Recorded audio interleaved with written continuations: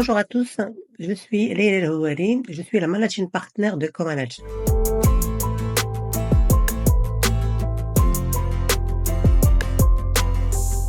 Pour commencer, je vais parler de mon parcours académique et mon parcours professionnel. Donc au départ, j'ai fait, une formation, en école de commerce, donc ayant obtenu un diplôme, en commerce et gestion. J'ai, commencé, par, une expérience au sein, d'une, société de vente de produits, pharmaceutiques à Casablanca. C'est une expérience qui a duré, 4 à 5 ans et par la suite, j'ai, intégré le centre de relations, clientèle, en l'occurrence dans le temps, c'était, Phone Assistance, aujourd'hui c'est Majorel. Donc au niveau, de ce centre de relations clientèle, j'ai, eu une expérience de 5 années, 3 ans en tant que manager, opérationnel et 2 ans, en tant que responsable formation.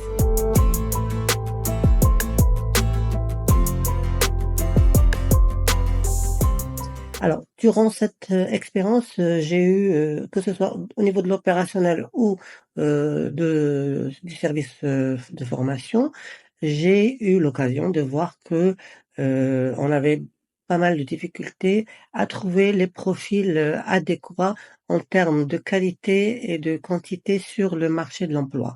Vu qu'on avait un besoin en recrutement, très important et qu'on avait des critères, qualitatifs, assez, exigeants, que ce soit en termes, de maîtrise, de la langue française notamment, ou que ce soit en termes de comportemental, de capacité, donc relationnelle, de capacité d'analyse, de dynamisme et d'empathie envers le client.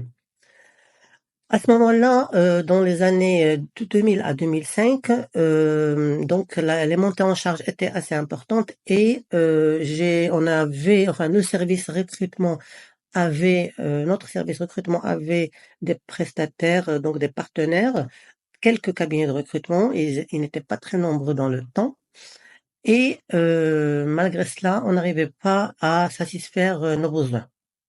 Donc j'ai pensé à ouvrir, un cabinet de recrutement parce que je maîtrisais parfaitement, le profil.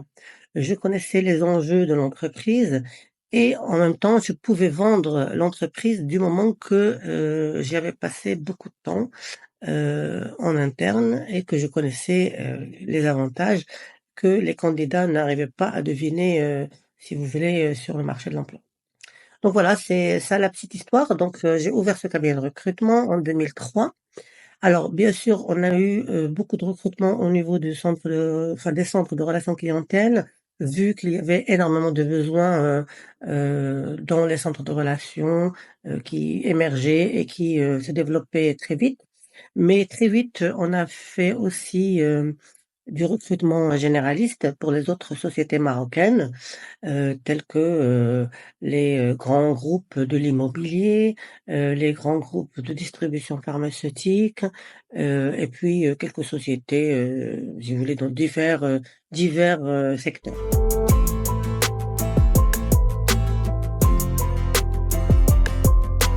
Ce que je peux dire, par rapport, au marché de l'emploi, en fait, aujourd'hui, en parlant de la femme, je dirais que, elle joue un très grand rôle à tous les niveaux. C'est-à-dire que la femme aujourd'hui est, très, très passionnée par son travail. Elle s'investit à fond, elle se donne à fond et on voit que dans les différentes, sociétés, souvent le top management est constitué d'un grand pourcentage de femmes, pour ne pas dire, plus de 60. Malgré la vie familiale, malgré, les, divers, si vous voulez, devoirs obligations que nous avons envers notre famille, la femme marocaine aujourd'hui, elle se place vraiment, dans le secteur, du travail comme, ayant beaucoup de potentiel. Ceci dit, elle rencontre quand même parfois comme difficultés. Alors notamment au niveau du top management. Heu, Vraiment la femme a besoin de, faire sa place. Alors je m'explique.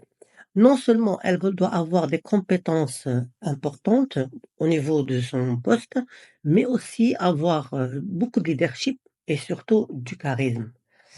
Elle doit, faire ses preuves, certes, mais aussi pouvoir mener, le bateau, comme on dit, et elle doit avoir un très bon relationnel pour, pouvoir, diriger. Donc, elle a pas mal, de comment dire? De challenges, hein, beaucoup de défis à relever. Mais moi je suis vraiment fière de dire que, aujourd'hui la femme marocaine, elle représente, vraiment, un leadership, elle est capable de gérer les difficultés, qui font face à elle et elle mène bien, son rôle de leader.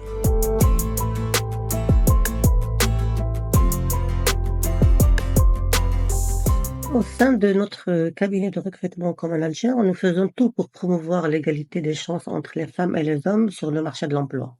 Il est essentiel de mettre en œuvre des politiques de recrutement qui sont basées sur le mérite, de sensibiliser à l'équité salariale et à notre niveau, de favoriser un environnement de travail inclusif. Heu, Souvent, au niveau, des sociétés donc de nos clients, heu, on ne va pas vraiment, si vous voulez, mettre en avant la disparité, mais pour certains postes, on va vouloir, si vous voulez, mettre en avant le fait que, hem, un homme pourrait plus faire, si vous voulez, preuve.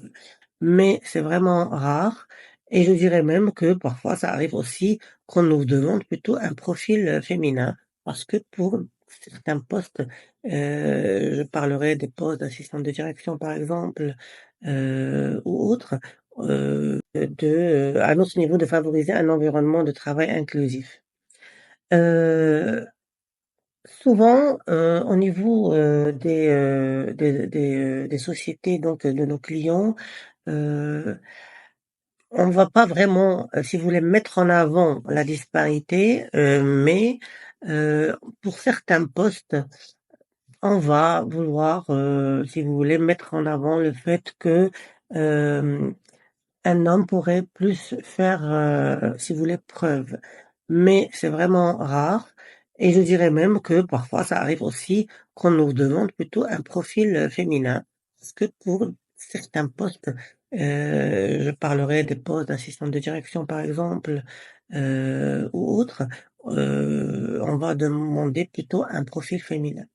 Mais, au sein du cabinet, on fait tout pour, si vous voulez, mettre le point sur, l'équité salariale, en si vous voulez, mettant en avant les compétences que la femme peut avoir, qui sont tout aussi, si vous voulez, importantes que ceux des hommes. Donc ça, c'est un point d'honneur au sein de notre cabinet, mais je vous cache pas que franchement, c'est pas très récurrent au Maroc, hein. Nous n'avons pas beaucoup de problèmes sur ce point-là.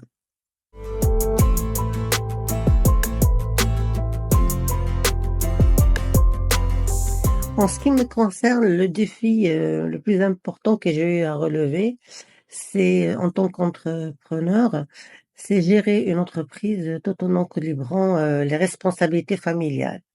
C'est particulièrement difficile pour nous les femmes, donc qui avons un foyer et des enfants. Mais quand, on est, vraiment, passionné par son travail, et par, son environnement professionnel, on arrive, à trouver un équilibre, entre les 2.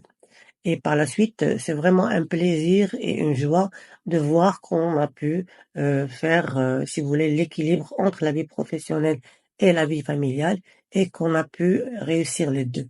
C'est un vrai bonheur. Sinon, un autre défi qui a été, assez difficile à relever, c'est, la pénétration des marchés traditionnellement dominés par des hommes. Je parlerai, par exemple de l'industrie où les femmes entrepreneurs, peuvent rencontrer des obstacles pour rétablir des relations d'affaires, et être perçues comme une partie prenante, si vous voulez, en tant que partenaire.